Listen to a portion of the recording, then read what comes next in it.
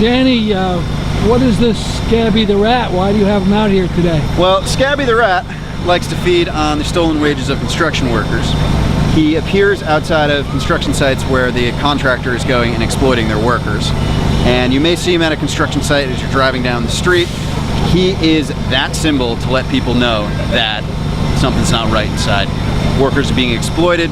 There's a very nasty anti-union firm in there.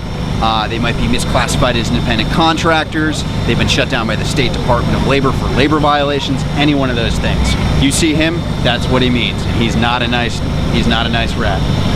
Can I ask you about the bigger picture now that Trump is in? Is he doing stuff on prevailing wages and things that hurt carpenters? Though I haven't seen anything concrete come from the federal White House. Excuse me, Scabby's a little hungry here. He's wavering in the heat. We see a lot of exploitation in the construction industry regardless, particularly with independent contractor misclassification. That's the biggest thing to our, biggest threat to our industry right now. And that's when you're filed as a 1099 or an independent contractor or maybe paid in cash, but you're an employee, and that removes certain rights for the employee to go and form a union and stick up for themselves. It means you're not paying into payroll tax, which increases our budget deficits, and then we have to go and adopt more austerity budgets, and particularly on the worker, they're assuming all risk and liability. If they get hurt and there's no workers' compensation, or if they're a shell LLC or a shell company working for this person in a traditional worker boss-employer relationship, they assume a lot of the risk should they be hurt, should anything go wrong for lawsuits, anything like that. And we're seeing a lot of that in Connecticut and across the country, and that's one of our biggest problems.